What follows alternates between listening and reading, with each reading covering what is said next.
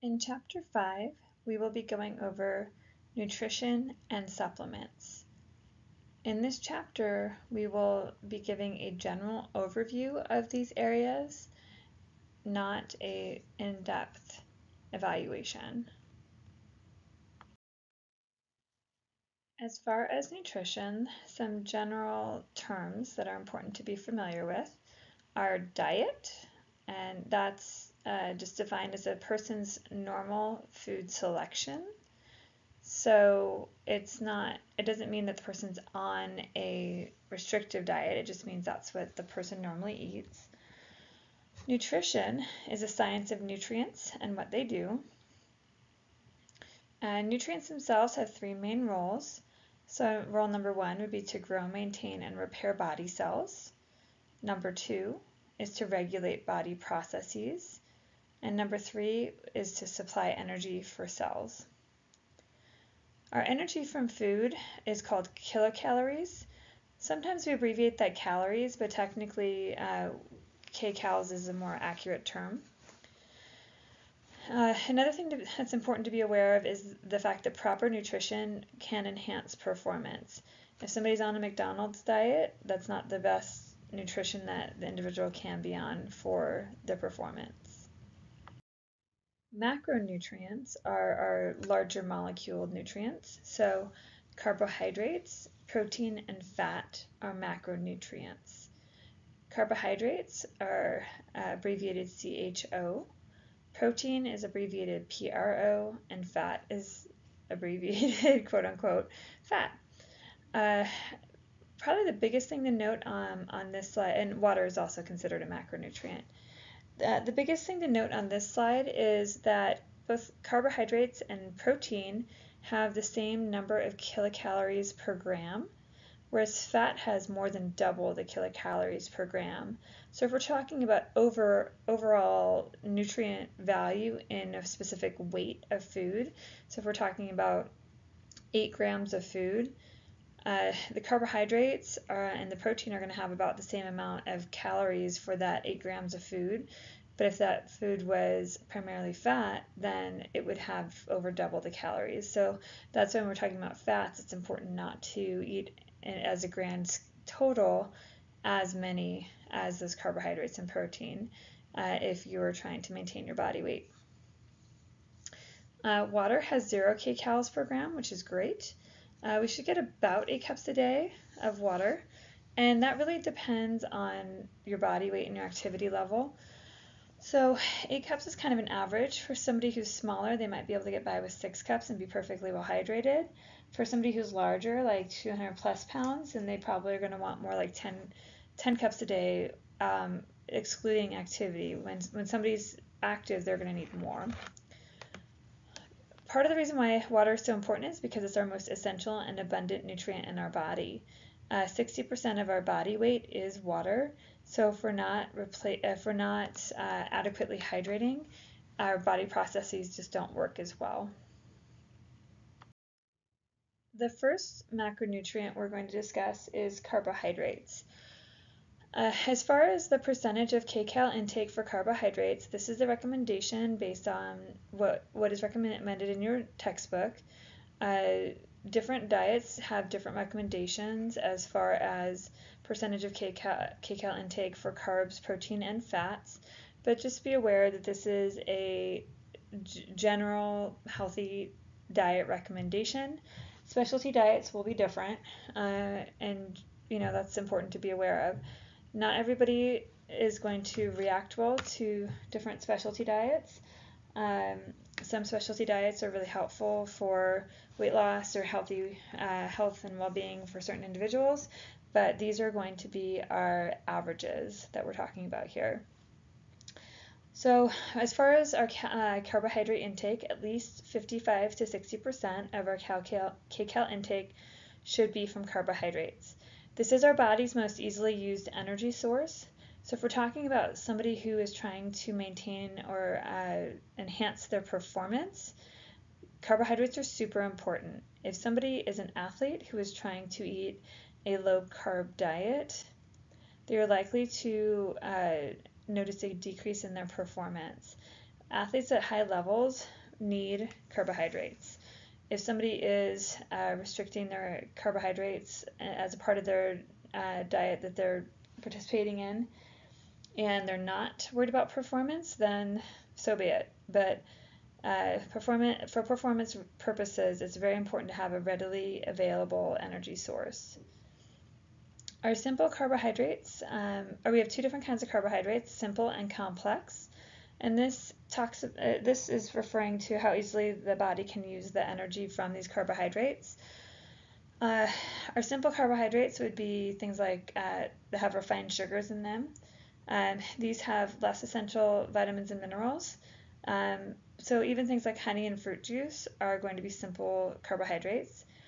The positive thing about simple carbohydrates is that they are digested quickly. So if somebody has low blood sugar and they need to kind of bounce back from that, then the simple carbohydrates are helpful for that. But primarily in the diet, we want these to consist of fruits, yogurt, and milk, as opposed to just straight candy or something like that. Our complex carbohydrates take longer to digest. They're packed with fiber and other micronutrients. So examples of these would be breads, cereals, and certain types of vegetables. And these should make up the bulk of the athlete's carbohydrate intake. Our next micronutrient that we're going to talk about is fat. Fat should be no more than 25 to 30% of the kcal intake of the diet. Fat is super important though, so we don't want to completely cut it out of our diet. It is needed for vitamin absorption and normal growth and development. If somebody is on a very low fat diet or a non-fat diet, then they're going to have problems with vitamin absorption and maybe also some issues with hormonal regulation. So fat is important. It's not something that we want to completely negate from our diet. We just want to be careful that we're not eating too much. This is our most concentrated source of energy, so it is very helpful for people who have limited access to food to be taking in higher fat foods. So people like the Inuit people tend to eat a large amount of fat to help with long winters and things like that. That's a traditional thing that people in colder environments with limited food resources will do. The other thing that's really nice about fat is that it serves to make food more flavorful and therefore possibly more appetizing. So fat in and of itself is not bad. It's the amount that we consume, especially as Americans, that's not so good. High levels of consumption can contribute to obesity, certain cancers, and coronary artery disease. The cancers that tend to be associated with high fat consumption kind of go along more with the fact that when somebody is obese, they're more prone to breast cancer, colon cancer, and skin cancer. So that's kind of what that means as far as cancers go. As far as coronary artery disease, there's also a very high genetic component there because the cholesterol being high for people is often more genetically based than dietarily based, but the amount of saturated fat you eat in your diet also has a big impact on your overall blood cholesterol. Fat represents a high percentage of total kcal intake, especially in the US, and a lot of this is from saturated fatty acids, so things like animal sources and trans fatty acids. So trans fats have gotten a pretty bad rap in recent years, but a lot of that is just that there's just not very much good about those. Saturated fats have some uses, unsaturated fats are best. But the trans fatty acids can be found in cookies, meats, and fast foods. Even if you look at a product that says it has 0 grams of trans fat, they actually are allowed to say it has 0 if it does not meet a certain amount. So something can actually have trans fat in it, even though it says it's 0 grams, unfortunately. Our next macronutrient is protein. Protein should be about 15 to 20% of the kcal intake, and again, this is for a normal, healthful diet. This is not for a specialty diet. Protein is really important. Roles of protein are growth, maintenance, and repair, especially of muscle. So for people who are having a lower protein intake, they may have a more difficult time with recovery when it comes to exercise and especially strength training. Protein also aids with enzyme and hormone production, so very important, and helps to function as antibodies for disease protection. So if people are having a really low protein intake, they'll have problems with recovery from exercise. They could have problems with hormonal issues, and then also they could have issues with getting sick often. Amino acids are the building blocks of proteins, so also we could state that as being a basic unit that composes proteins. Most amino acids are produced by the body, while what we call essential amino acids must be eaten. They must be taken in with food because our body cannot make that. Animal products contain all essential amino acids, and we consider those to be complete proteins. There are some complete vegetarian proteins as well, or plant source proteins, but just not nearly as many as the animal proteins. Incomplete sources would be considered most plant sources. Those will not contain all essential amino acids, but we can combine the plant sources to make complete proteins. There's a somewhat common misconception that if somebody doesn't eat meat that they don't have enough protein intake, and that's just not the case. It's harder because a lot of times, again, you have to mix those incomplete sources to get complete proteins, and you oftentimes will have to eat a lot more food to make up the total percentage of protein necessary to create the person's best health, but it's not necessary to eat animal proteins to be healthy. The nice thing too about the incomplete sources is if we have two incomplete sources that make a good pairing, such as peanut butter and wheat. So peanut butter and jelly sandwich is a complete protein source. We don't have to eat those together though, or beans and rice. So I could have rice for lunch and beans for dinner, and my body will still use those incomplete proteins or those individual essential amino acids to make a complete protein. So we can mix and match throughout the day. It doesn't have to be all eaten at one time, which is really good news. So things like that are good pairings are, again, wheat and peanut butter, beans and rice is a good pairing. Corn and beans, I believe, is also a good pairing to kind of make up the most complete essential amino acids that we can. So it's definitely possible to get those complete sources from a vegetarian diet as well, or a vegan diet. As far as production of energy from food, energy is produced when the cells in the body break down carbohydrates, protein, or fat to release their stored energy. We have different systems in the body, or different ways that the body will break down each of those different macronutrients. Carbohydrates are most easily broken down. It requires the least amount of extra energy from the body. Proteins are difficult to break down, and they don't actually produce as much energy as could be helpful.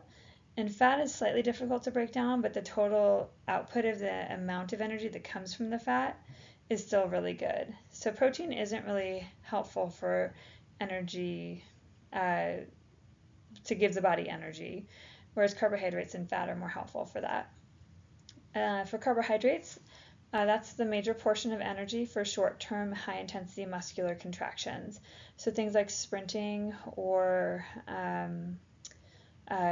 lifting, like weightlifting, most of the energy from that is going to be coming from carbohydrate breakdown, not fat breakdown.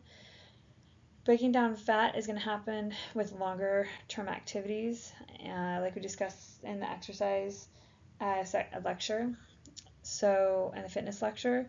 So carbohydrates are our most easily available source of energy. For prolonged activity, we will have the usage of both carbohydrates and fat. So as the body's making energy from the fat cells, our body will use the energy from the carbohydrates, and then the energy from the fat will start to slowly kick in. Throughout the day, we're using both carbohydrates and fat, even as we're just sitting there. As far as protein goes, less than 5% of energy from exercise comes from protein. Protein is not a good energy source. Again, its main uses are for recovery and for those the hormone production and things like that. So protein's super important. It's just not important for energy production. As far as protein goes, the Strength and Conditioning Certification Manual recommends no more than 0.8 to 1.0 grams per kilogram. A kilogram is 2.2 pounds of body weight. And this is for endurance and weightlifting athlete, or I'm sorry, this is for an average person and a regular athlete. For endurance and weightlifting athletes, they might need a little bit more, but it's more like 1.4 grams and 1.7 grams per kilogram of body weight.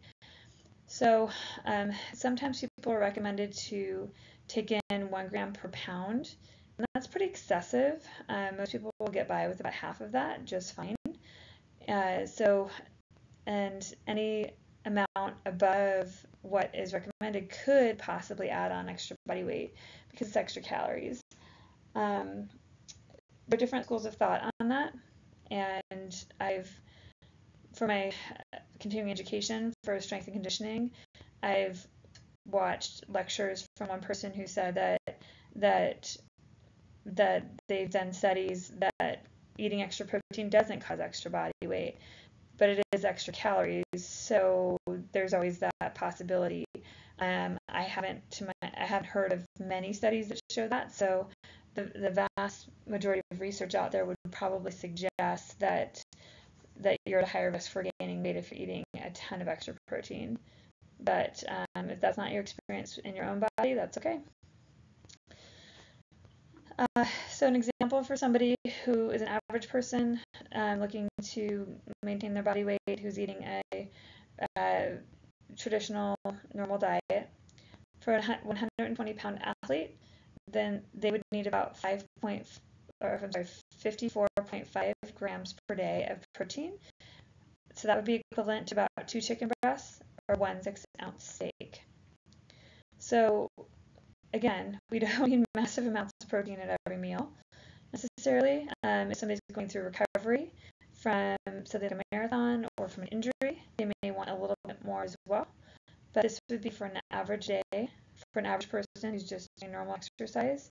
They don't need a ton of protein. As far as micronutrients go, these allow energy from macronutrients to be used, but they're not used for energy themselves. Micronutrient deficiencies can lead to illness. So if we have a deficit in one vitamin or mineral, that could lead to illness. An example would be getting scurvy from a lack of vitamin C. So this was traditionally happened with people who were sailing long distances or pirates who didn't have access to fresh fruits and vegetables. But if somebody really hated fresh fruits and vegetables, I guess they could possibly give themselves scurvy even nowadays. But the deficiencies are avoidable if an adequate diet is consumed. Vitamins regulate many body processes. So you can look up a more exhaustive list on Table 5.1 in your textbook, but we're just going to be going over a couple on this slide. First, we have our fat-soluble vitamins. So these are our vitamins A, D, E, and K. And if you've ever looked at a vitamin A or a vitamin E supplement, they come in an oil-filled capsule, and that's so that they'll be more easily absorbed. Another way we can make sure these are easily absorbed is by taking our vitamins with food. So we have some fat available for them to be absorbed with. These fat-soluble vitamins are stored in fat, and they're processed using bile from the liver. Our water-soluble vitamins are things like vitamin C and the B-complex vitamins. So think of the vitamins that are in Emergency that you drink when you're sick, possibly. These water-soluble vitamins help regulate metabolism, and they can't be stored, so they're not stored in the body. The body will excrete any excess of these vitamins in the urine or sweat. So if you are sick and you take 1,000 times the recommended daily allowance of vitamin C, say for instance, it's much less likely to get you sick than if you took 1,000 times the recommended daily allowance of vitamin A, because the body doesn't store it. You can technically still make yourself sick with the water-soluble vitamins. It's just a lot harder because the body does, have to still secrete them, but it's not as hard as getting rid of something that's been stored in the body fat. Some more information on micronutrients would be our antioxidants that help to repair cells are the vitamins A, C, and E. Because these help repair cells, they also prevent premature aging, cancers, heart disease, and other health problems. We find these most readily in dark-colored fruits and vegetables. So we often say to try to eat the rainbow. That's part of the reason why, so we can get lots of the different antioxidants. So trying to eat, red, green, orange, yellow, purple, or blue types of vegetables is a really good idea, or in fruits. Minerals are different than vitamins. We can also find the uses of all the minerals in Table 5.1 in your textbook. But minerals, many of them are stored in the liver and bones. So some examples of the minerals would be iron, magnesium, calcium, sodium, and potassium. Just so you guys are aware, in case you didn't know, iron is one of the main minerals that could be dangerous if we're taking way too much. So iron is actually, or gummy vitamins are actually forbidden to have iron in them. Even prenatal gummy vitamins will not have iron in them because of the risk of children getting into the gummy vitamins and thinking they're candy and taking too many. So iron is really important though for the body. We want to make sure we're taking in enough of that because it helps with the energy metabolism and oxygen transport. So if somebody is lacking iron, their performance will suffer, and they could also be very tired all the time and have a hard time catching their breath. Magnesium is also pretty important because it improves nerve function. So if I see a particular athlete or patient who has a lot of tightness in their muscles, say for instance, I would maybe encourage them to take take a magnesium supplement or increase their magnesium intake to try to see if that will help to reduce some of the hypertonicity in their muscles or that muscle spasm. Another important mineral is calcium. Calcium helps with bone formation, blood clotting, and muscle contractions. Two other minerals that are really important as far as being in balance would be sodium and potassium. So these are really important for nerve conduction and fluid balance.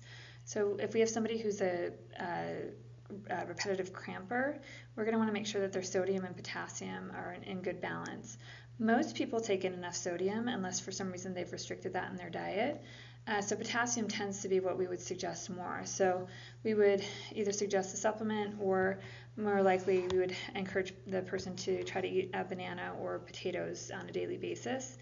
Bananas are well known as being a good source of potassium, but interestingly, potatoes actually have even more potassium.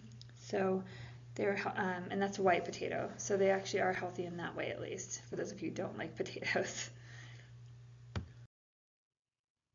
As far as this slide goes, this is the USDA MyPlate recommendation for healthy eating habits. So this is the government recommendation for healthy eating habits, the most recent one.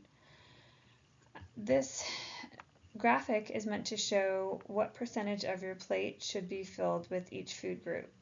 So it's about cut into quarters with definitely a preference towards vegetables as being a bigger percentage here.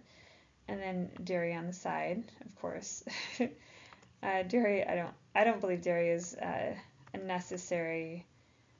completely necessary part of the diet. You can, if you're not able to have dairy, you can make up for the nutrients in dairy with other things. But the dairy lobby is pretty strong, so if you like milk, great, go ahead.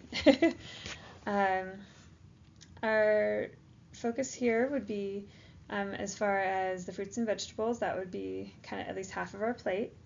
For fruits, we want to eat a variety of fruits, and we can have fresh, frozen, canned, or dried fruit, but fruit juice in some ways is okay, but you're also missing a lot of the fiber and the other good things that come with eating whole fruit.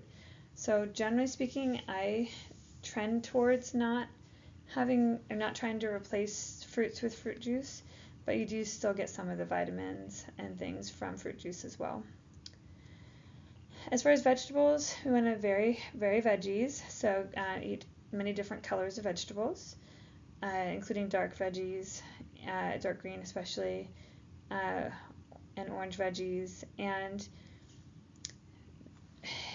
as far as vegetables go, beans and peas also count as vegetables too. So beans are protein, but they also count as a vegetable. As far as milk, that kind of just means try to make sure you're getting enough calcium-rich foods. So if you don't consume milk, you can either try lactose-free types of products or other calcium sources. Most almond and soy milk is actually fortified with calcium as well. As far as grains, at least half of grains should be whole grains. So it's a good idea to eat at least 3 ounces of whole grain bread, cereal, rice, or pasta every day. And 3 ounces really isn't that much. It's a pretty small amount, actually. So we don't necessarily want to eat a ton of grains necessarily. We do want to look for the word whole before the grain name on the list of ingredients. If we eat a bread that's a multi-grain bread, that actually doesn't necessarily mean it's a whole grain. Some multi-grain breads are still made with things that are not whole grain. So even something like barley seems like it's a really healthy grain, right? But most barley, like even pearled barley, which I tend to eat, is actually not a whole grain because the outer covering has been removed. So technically, pearled barley is not a whole grain. I was surprised to realize that actually. As far as meats and beans, we want to go lean on protein. So what that means is that we want to try to choose lower fat or leaner meats and poultry. So less marbling is better as far as not taking in too much fat. And as far as preparation, we want to bake, broil, or grill it instead of frying it. And we want to vary choices with fish, beans, peas, nuts, and seeds, and not just red meat, say for instance. As far as oils, you want to make most of your fat sources come from fish, nuts, and vegetable oils, and limit solid fats like butter, stick margarine, shortening, and lard. And the other thing is that you want to take into consideration the fact that while coconut oil has a lot of healthful benefits, it's actually a medium fatty chain fat, so it's not low fat, and it's not necessarily the most healthful fat in terms of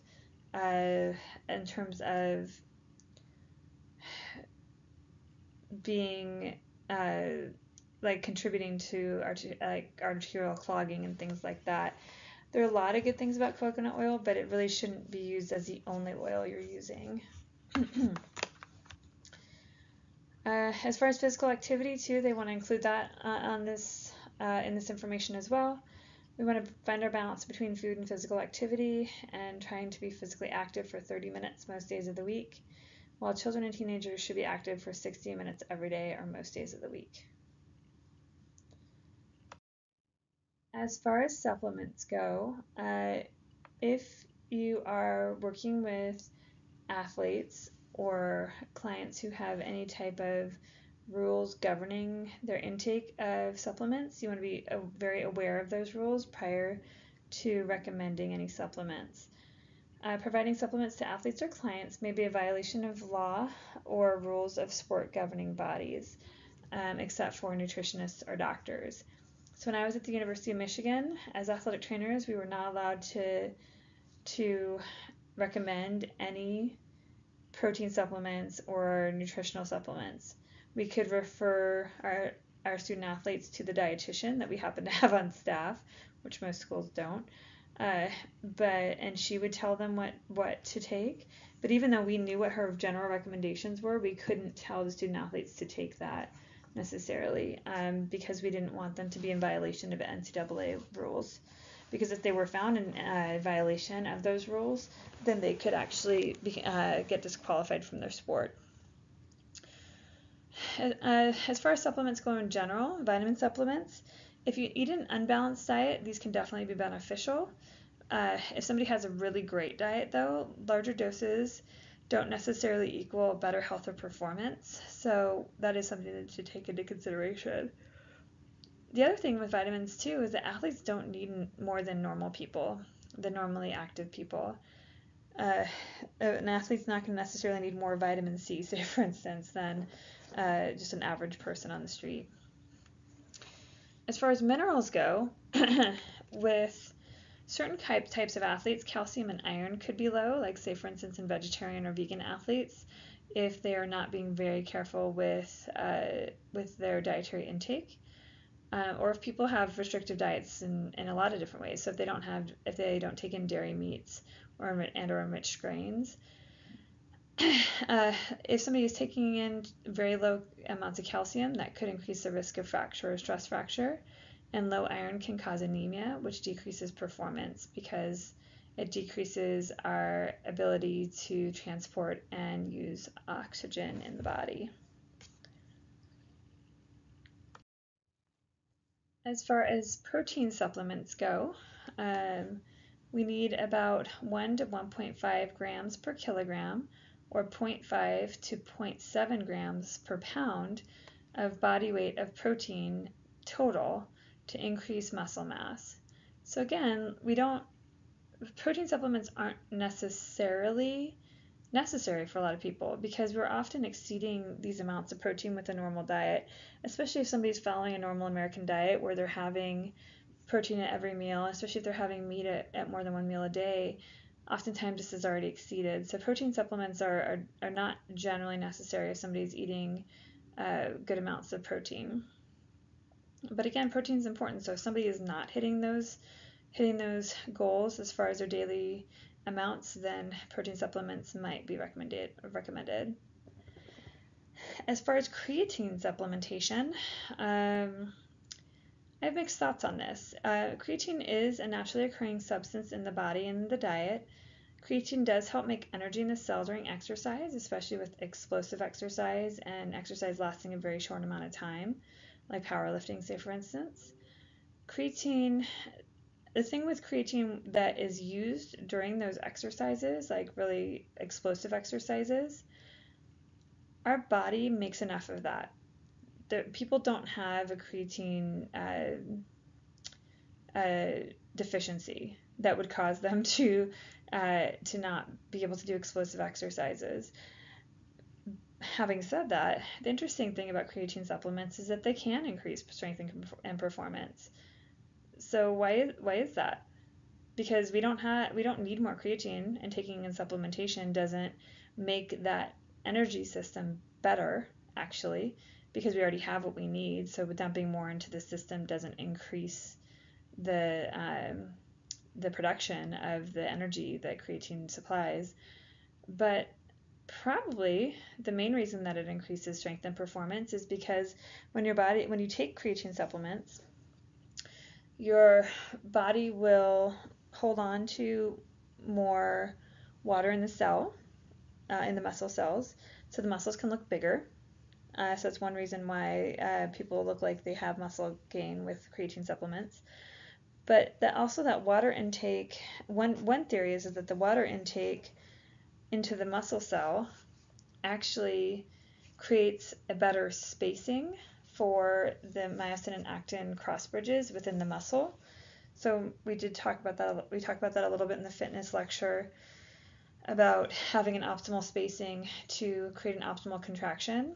So if that extra water being brought into the cell creates a more optimal spacing, then we can actually have an increase in strength from having the extra water in the cell. So it's not necessarily that our body needed the creatine to use the energy system more effectively, but it's possible that the reason that this can work is because the spacing and the amount of availability for those myosin and actin cross bridges is actually improved. Having said that, those gains do come at a cost often. Creatine supplements can cause cramping, weight gain, intestinal upset, and kidney problems.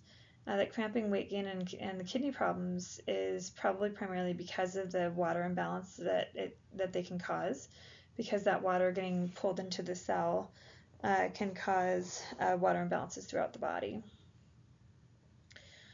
Distribution to athletes of creatine supplements is banned by the NCAA, but usage is not. So as an athletic trainer, I can't hand somebody a creatine supplement, but if the NCAA found out that an athlete was taking a creatine supplement that they bought at GNC, they wouldn't get in trouble.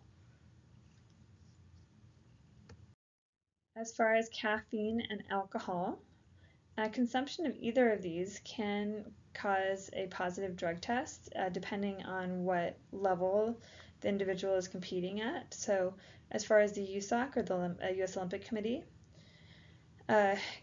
both caffeine consumption and alcohol consumption could possibly be considered performance-enhancing drugs that would be banned. But as far as caffeine consumption, even for USOC standards, it's no more than 5 to 6 cups of coffee, the same amount as 5 to 6 cups of coffee per day, which in my personal opinion is a crap ton of coffee. For me, if I drink more than 2 cups of coffee in a day, I'm pretty jittery. So it's not an unreasonable limit. The reason that caffeine is considered to possibly be a performance-enhancing agent is because it can increase alertness and decrease fatigue. So especially with endurance athletes like cyclists or possibly even distance runners, this can help with decreasing their fatigue, and it actually can help with performance a little bit. It also increases caffeine increases fat consumption usage in the body. So that's another reason why we might want to use that as a performance aid. The drawbacks here are that if you're drinking too much or consuming too much, you can have nervousness, irritability, increased heart rates, and headaches. One time I took way too much caffeine right before an exam because I'd pulled an almost all-nighter, the closest I'd ever done anyways, where I only took a 1 to 2 hour nap. And to be completely honest, I think I did so poorly on my exam that I went into the exam having an A- and I ended up with a B+ in the class because I was so jittery during the test that I thought my heart was going to explode because I drank 2 cups of coffee and took a caffeine supplement pill, so it ended up being about 4 cups of coffee in about a half an hour, and it was just way too much for me because I wasn't used to it. So it made me feel so sick that I actually probably almost failed the test that I was prepared for. The other thing with caffeine consumption is that withdrawal can cause headaches. So if we're used to drinking a lot of caffeine and then we try to stop, then we can get headaches from that. As far as alcohol consumption, alcohol has little nutritional value, but 7 kcals per gram as far as energy amounts. So remembering that carbohydrates and protein are both only 4 kcals per gram and fat is 9 kcals per gram. So this is why a lot of times when people drink too much alcohol, they'll gain weight. And if they stop drinking alcohol, they'll lose weight pretty easily, is because you're just not taking in as many kcals with no nutrient value. Alcohol is a depressant, so it can decrease coordination, reaction time, and alertness. The reason that USOC considers alcohol a possible performance enhancement agent is because for certain sports like shooting, people who are really highly trained marksmen, actually when they shoot, they will preferentially pull the trigger between heartbeats so that they don't accidentally move their hand. And so with alcohol consumption, because it's a depressant, it will slow the heart rate a little bit, so it gives them a little more time to actually make their shot. So that's why some people might use it as a performance enhancement agent for things like shooting. Alcohol consumption is not recommended for athletes, for use by athletes before, during, or after physical activity. I will say that traditionally, not in modern times, but traditionally alcohol was also used a lot in rugby, even during matches. Apparently in the 80s, they used to, for college rugby, they used to roll a keg out onto the field and people would be standing around drinking beer during the match. And part of it was because it didn't hurt as much when you got hit. And, so in that way, I guess it was a performance enhancer, although it probably also made it more difficult to tell whether or not somebody had a concussion, and their coordination was also decreased. So I would think that that would not be ideal in a sport like rugby, where you have to be pretty aware of what's going on. The pre-event meal can be pretty important when it comes to performance. The importance and content of a pre-event meal versus a traditional meal that might hamper performance would be things like if somebody is wanting to perform well and they eat a peanut butter and jelly sandwich versus somebody who's going to eat steak and eggs, the peanut butter and jelly sandwich is going to have a lot more easily available energy than the steak and eggs will. So it's also going to be more digestible versus the steak and eggs, and it's going to take less time to digest.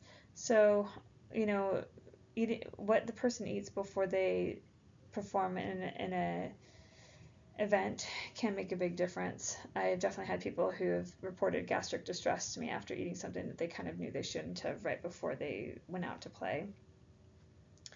Overall, long-term food consumption is a lot more important than immediate consumption, but if somebody is at a very high level, then that may be a consideration to making sure the person is eating very healthfully right before an event. Basically, for the pre-event meal, our purpose here is to provide the competitor with the nutrients and energy and fluids necessary for competition, taking digestibility into consideration.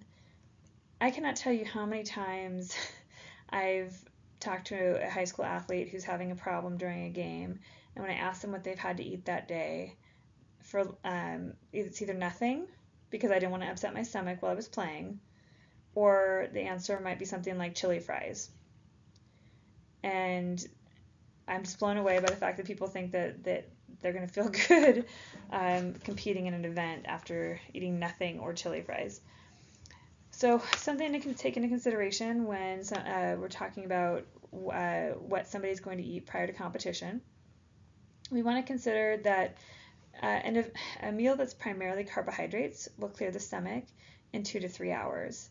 And when we're talking about digestibility, that's really the most important, because people are going to get gastric distress or an upset stomach when they have food rolling around in their stomach when they're working out. Once that food has cleared the stomach and gone into the intestines, they'll be much more comfortable when they're working out. Proteins will clear the stomach in about 3 to 4 hours, and then fats clear the stomach in about 4 to 5 hours. So that steak and eggs meal, probably not the best pre-game meal, but if somebody is really devoted to that being their pre-game meal, then my recommendation would be to eat that 4 to 5 hours before the event. Whereas the peanut butter and jelly sandwich, mostly carbs and protein, probably about 3 hours, so they can eat a little closer to that activity. I had a rugby player for years who he's just a vomiter. He just pukes like in every game. He's just puking in the middle of the field. It's kind of a running joke on the team now, actually. But it got to the point where I finally started talking to him about what he's eating, and started trying to convince him to eat stuff that would have cleared his stomach prior to the game starting. So I think he finally settled on the fact that he could have a banana and Gatorade or something before he played around noon on a Saturday, and he wouldn't vomit that up. But if he ate anything, like even cereal, that was coming back up. So some people are really sensitive to what they eat, and some people, again, could have steak and eggs for breakfast and go out and play at noon and be totally fine. So everybody's a little different as far as how sensitive their stomach is when they're exerting themselves like really hard. But we want to kind of consider the 2 to 3, 3 to 4, and 4 to 5 hour rules there.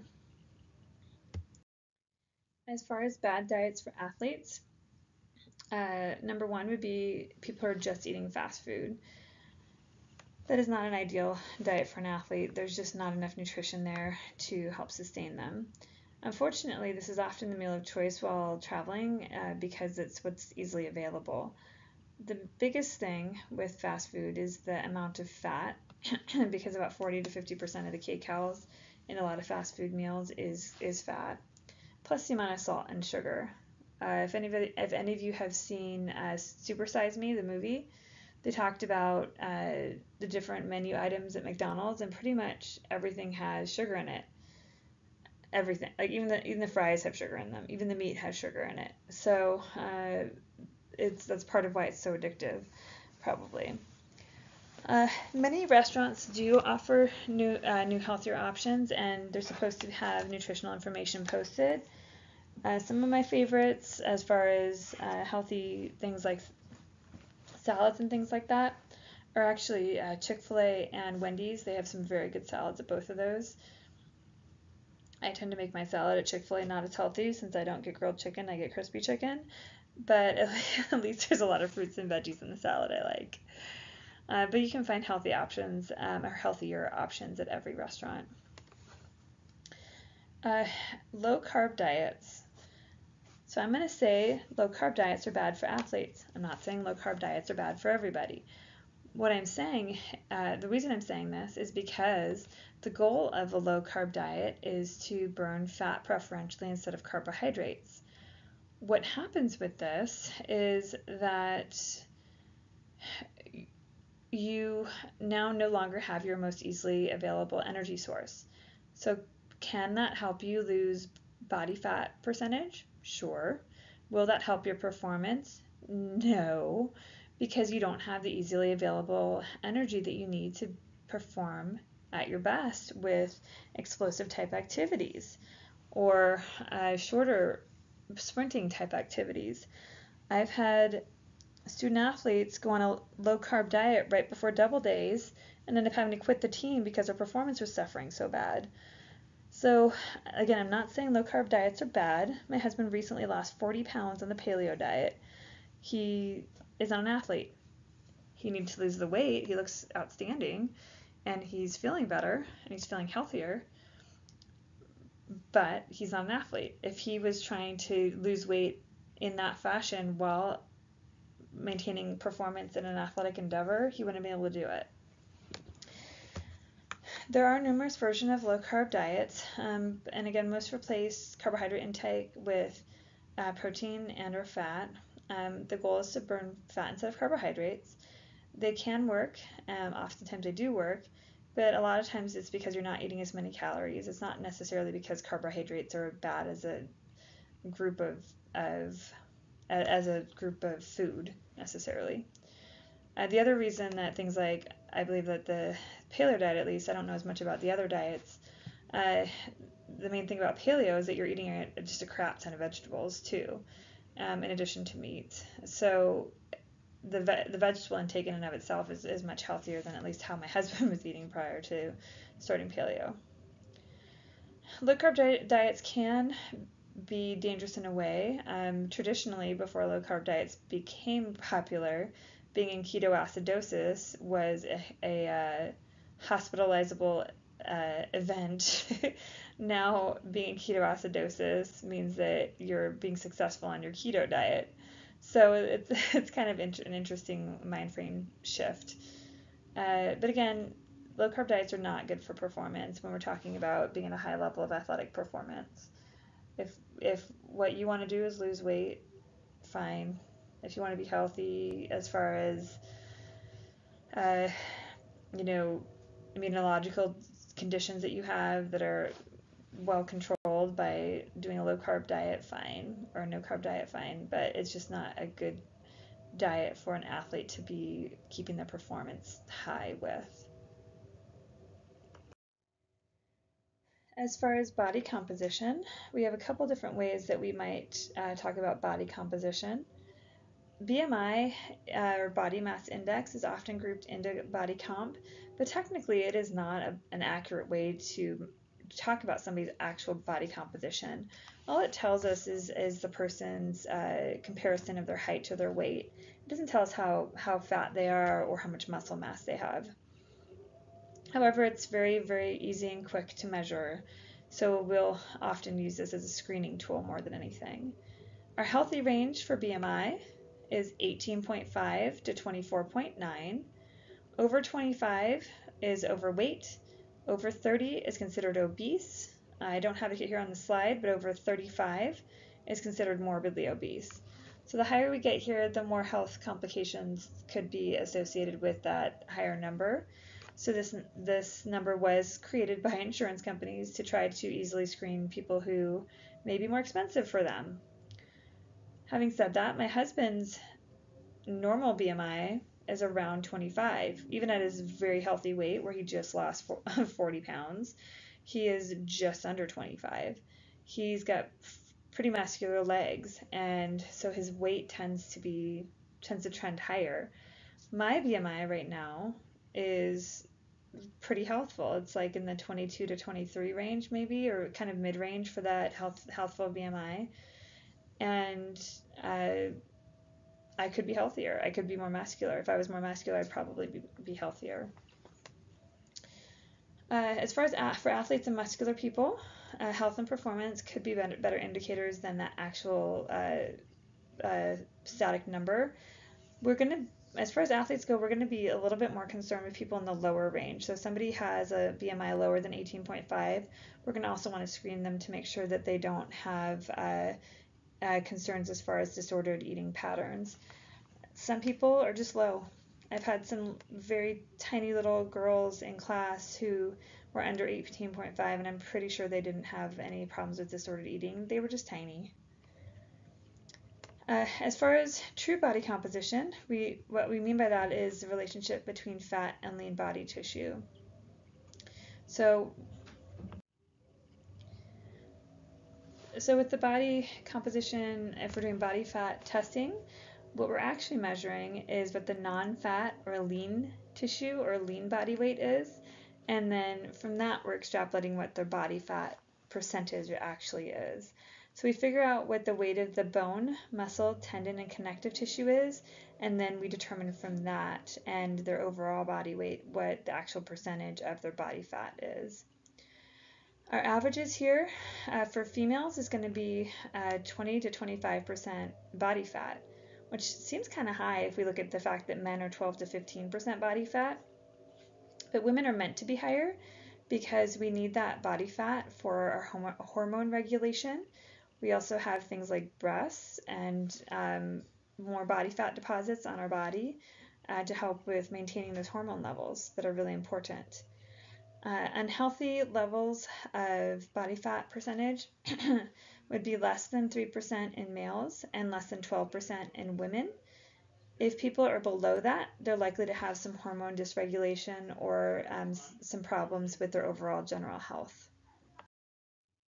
On this slide, we will be going over the methods of assessing body composition. The first and most accurate way we have to measure body composition is hydrostatic weighing. This is our gold standard. So right here is a picture of hydrostatic weighing. So basically what happens is you measure how much water someone displaces with their body weight. And they're weighed before, and then they are meant to wear a bathing suit and try to get as much air off of them as possible. So this tends to be a little bit more accurate for men with shorter hair or people with shorter hair, just because they have less air caught up in their hair. But you take that amount of water displaced and you can kind of figure out how much lean body mass somebody has versus fat mass based off of calculations that are based on gender, age, and ethnicity. But they do have general calculations as well for that.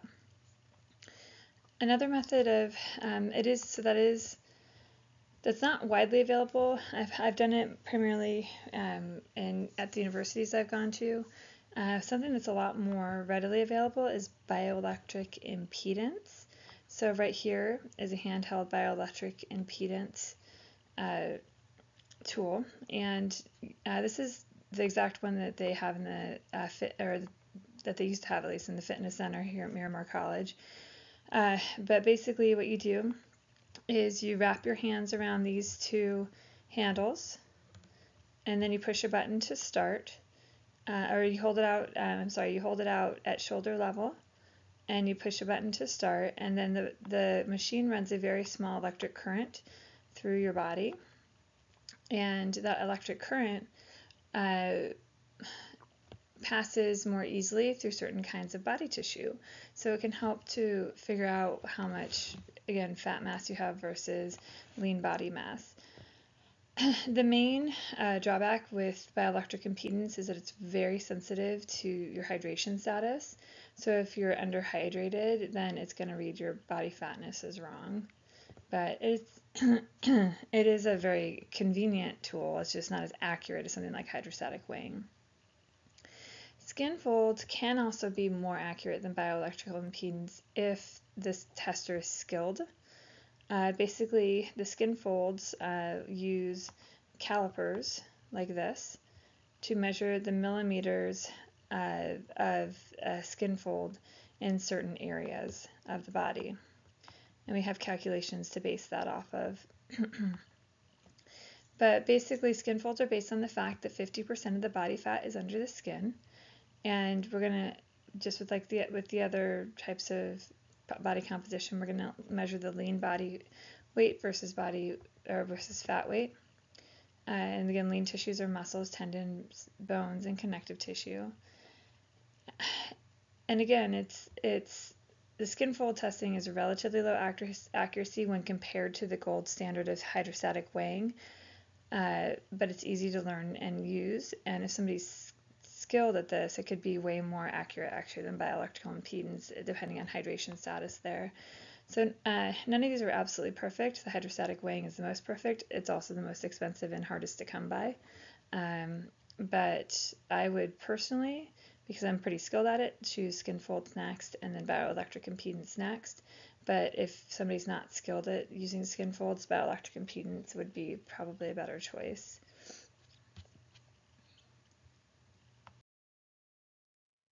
As far as weight control as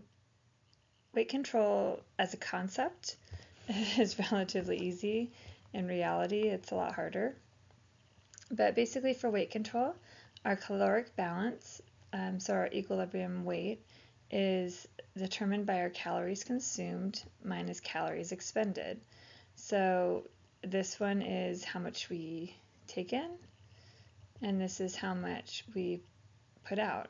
So specifically with exercise, a lot of people use exercise for calories expended, but we do expend calories throughout the day just with our normal daily activities as well. Weight gain is going to be, we're going to have greater kcals in than out. So we're taking in more food than we're expending calories. Weight loss will be less kcals in than out. So again, pretty simple concept, but in reality, there's a lot of confounding factors that make it a little bit more complicated. People are more likely to really understand what they're eating if they're keeping an accurate food log. With a food log, it's best to write down what you ate, when, what kind of activity you had for that day, and also when you eat, to write down how you felt when you eat, especially if you find yourself to be an emotional eater. A lot of times that can be really helpful because then you can start to distinguish patterns and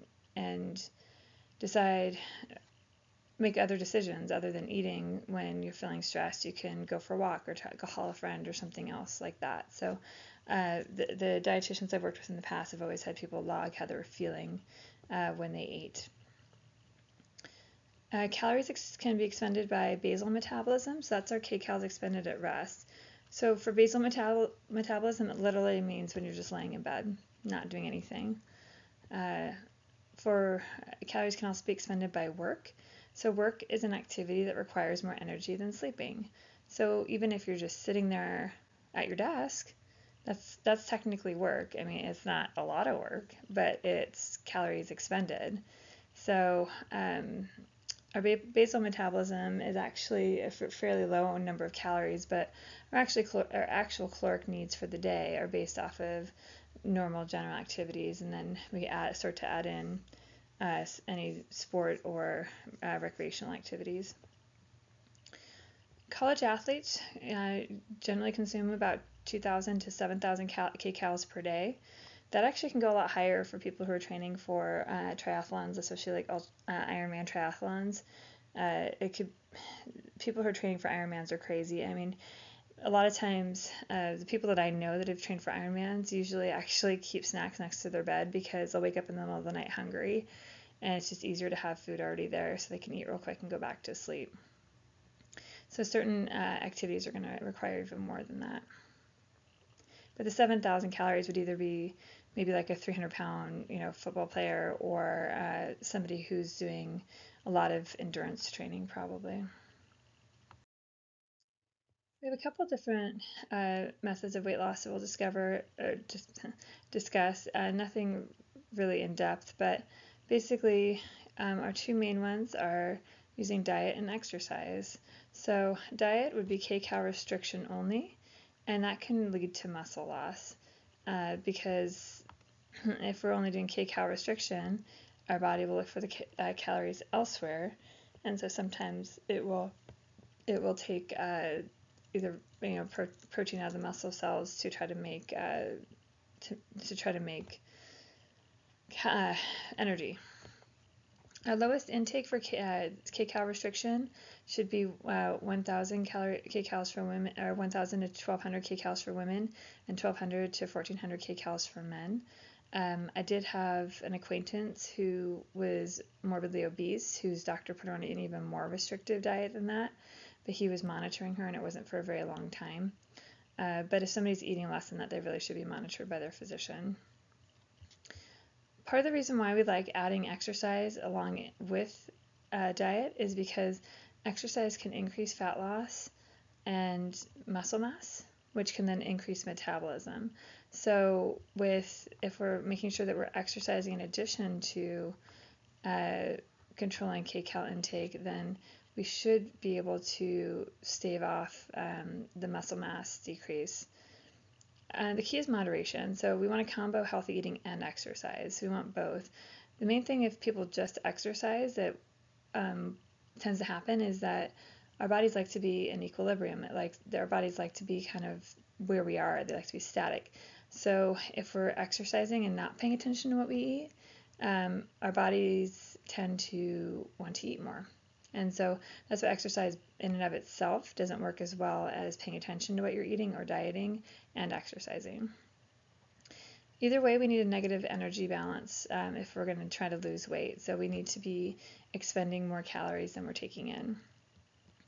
A loss of 1.5 to 2 pounds per week is adequate and normal. So if somebody's losing significantly more than 2 pounds a week, a lot of times that's water weight, because when you're bigger, your body tends to hold on to more water. So usually if somebody is doing a moderate amount of diet and exercise, they're not probably going to be losing a ton more than 2 pounds a week. Weight loss more than 4 to 5 pounds is from dehydration or water loss. To lose 1 pound of body fat, we need a deficit of 3,500 calories. So if we're looking to lose 1.5 to 2 pounds a week, then that's about 7,000 calories, which is a deficit of 1,000 calories a day.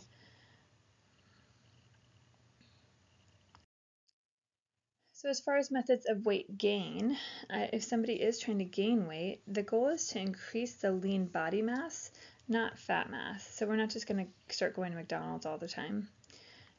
We do this by increasing strength training and making some dietary modifications. We do need about 2,500 calories to add 1 pound of lean body mass.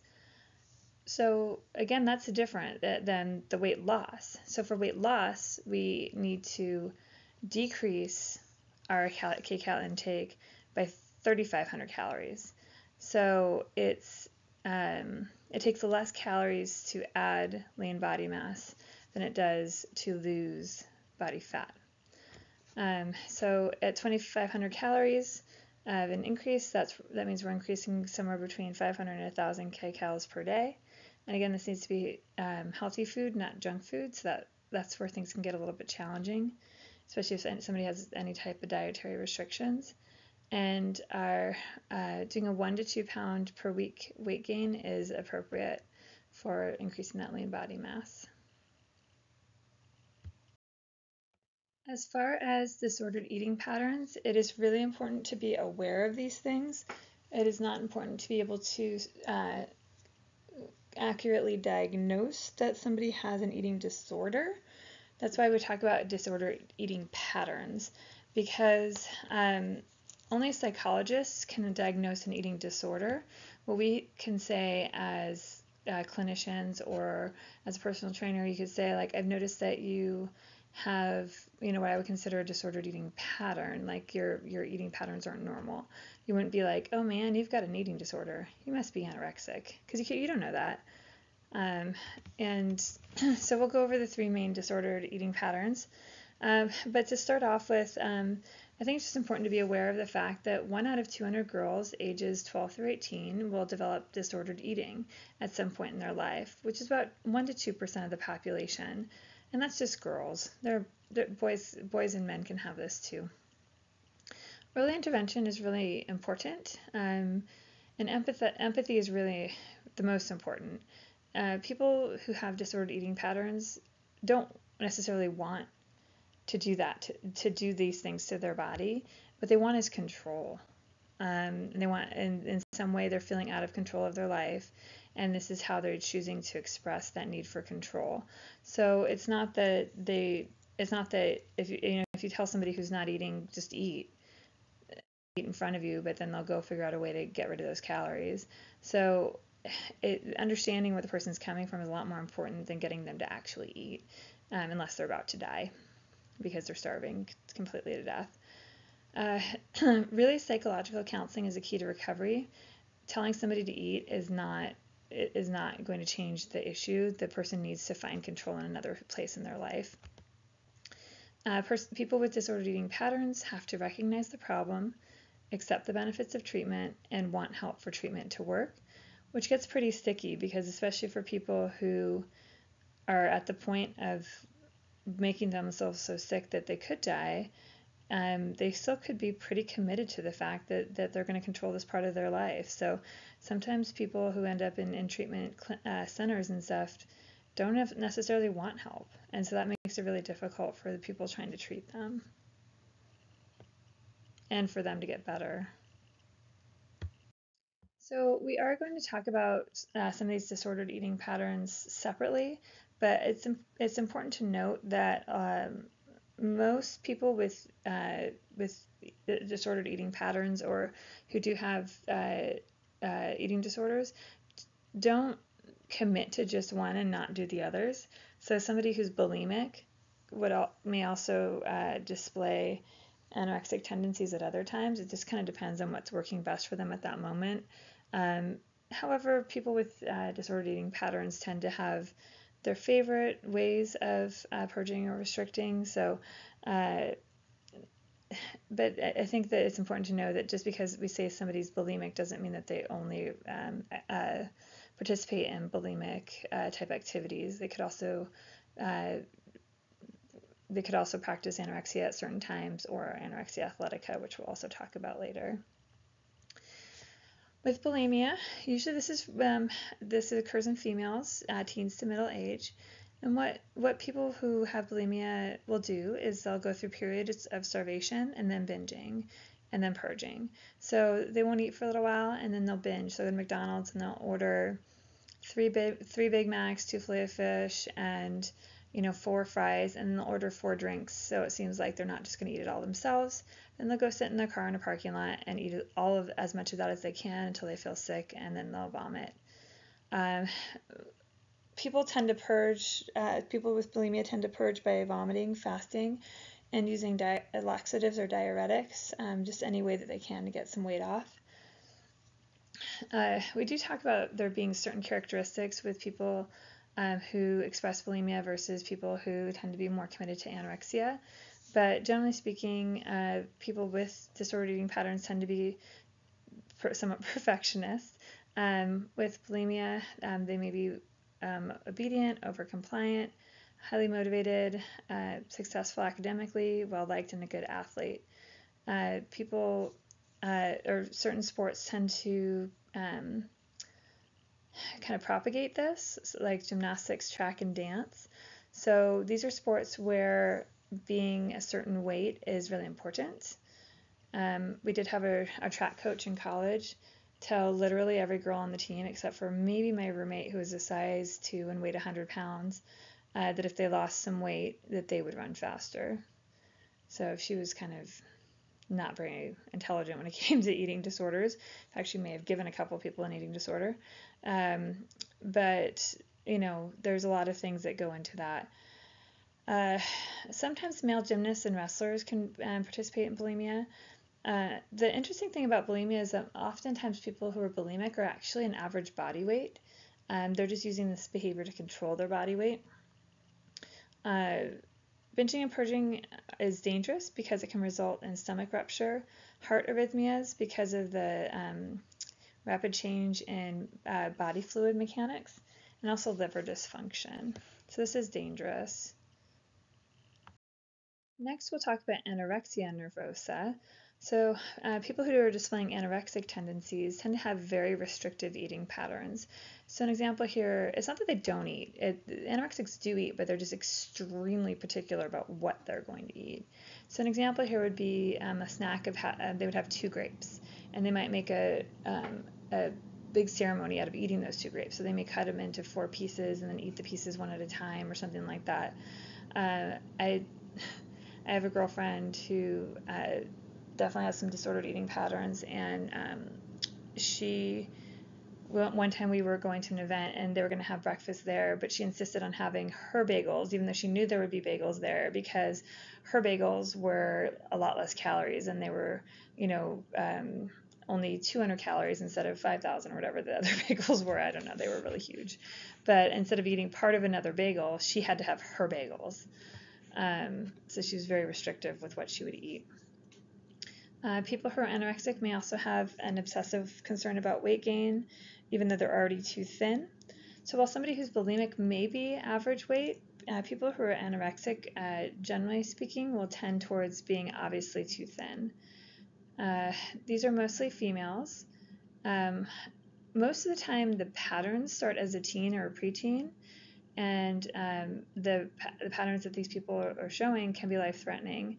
In fact, 15 to 20% will die from their disorder. Having said that, a lot of times kids will even see themselves as being overweight from a much younger age. I went to a talk that was given by a lady who's written a book called My Life with Ed, and Ed stands for eating disorder. And she'd had eating disorders for most of her life. I think she was in her 30s or 40s at that point. And she said that she remembers when she was 4 years old looking at a picture of herself in her ballet uniform, like her little pink tutu, thinking that she looked fat when she was 4 years old. So these brain patterns don't start when they're a teenager. This is just when they tend to start to display the patterns. People who are anorexic will deny that they're hungry, in fact, even to themselves. So if you try to get somebody who's anorexic to eat, they're going to say, I'm not hungry, and they'll truly believe it. They're going to be overactive. So an example of that would be spending hours on the Stairmaster. The Stairmaster is an anorexic's best friend because it's a really good way to burn through some calories.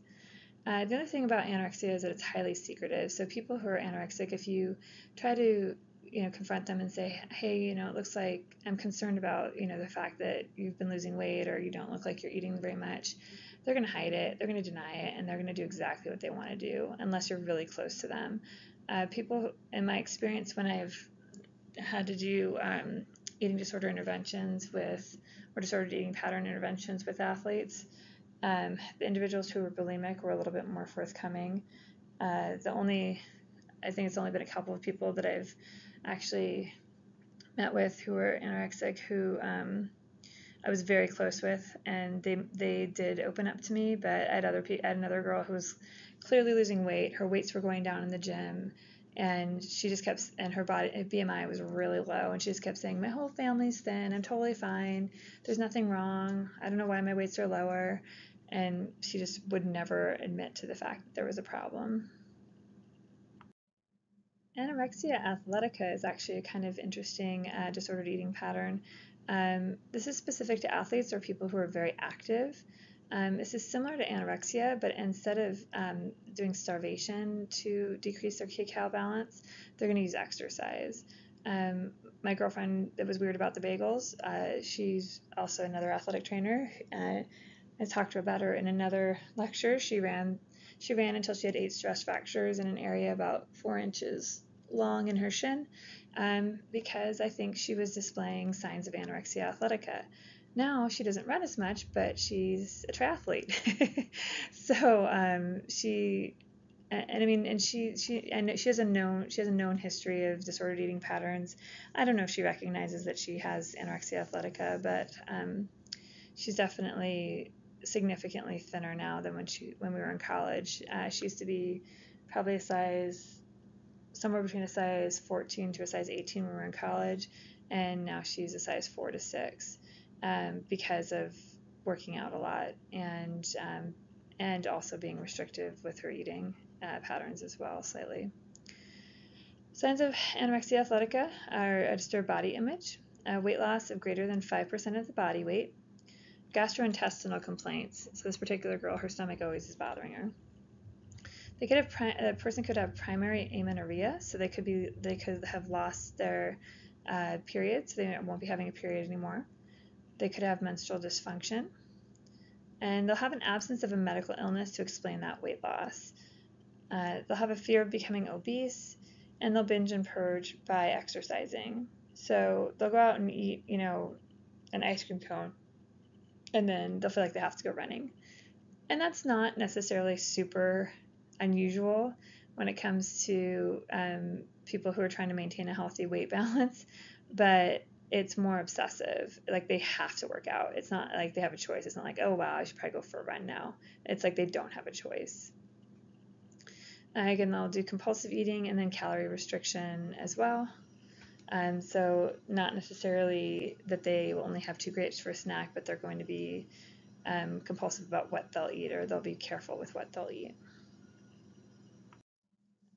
Next, we'll talk about the female athlete triad. So this is possibly fatal for people.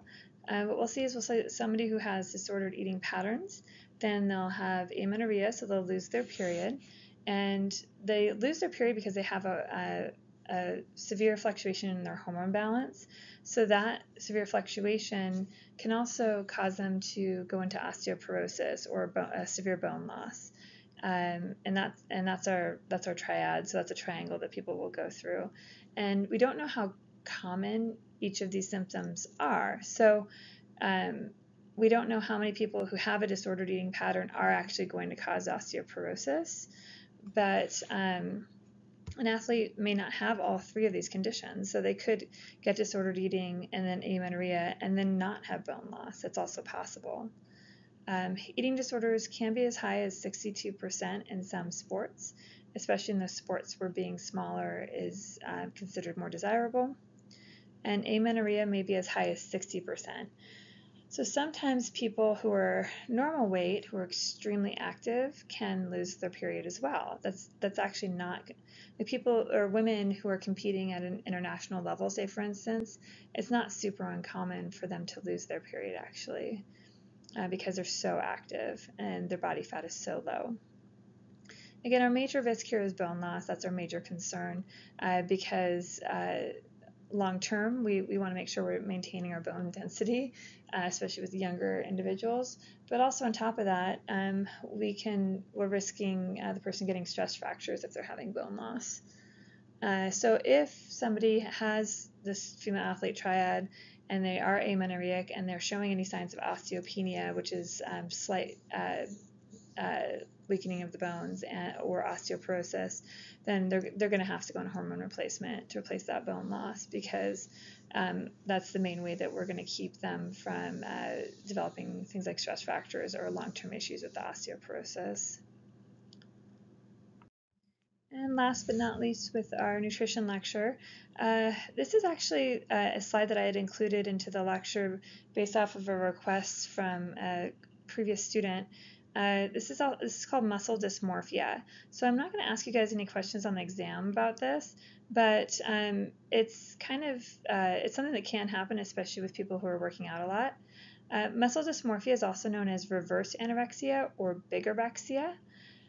So basically, this is a person that's obsessed with being inadequately muscular and lean. So this is somebody who's going to think of themselves as being too scrawny or too thin when they're actually a normal size. So this is more common in men, possibly.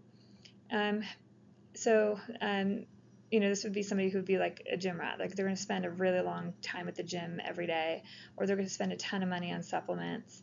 They may engage in deviant eating patterns, so eating stuff that's weird just because they think it's going to make them bigger. Or they may even use HGH or steroids because they're so worried about seeming small or being small. With muscle dysmorphia, the issue is that they're focusing on their appearance and not their performance. So they're not working out for performance, they're working out because they want to get big.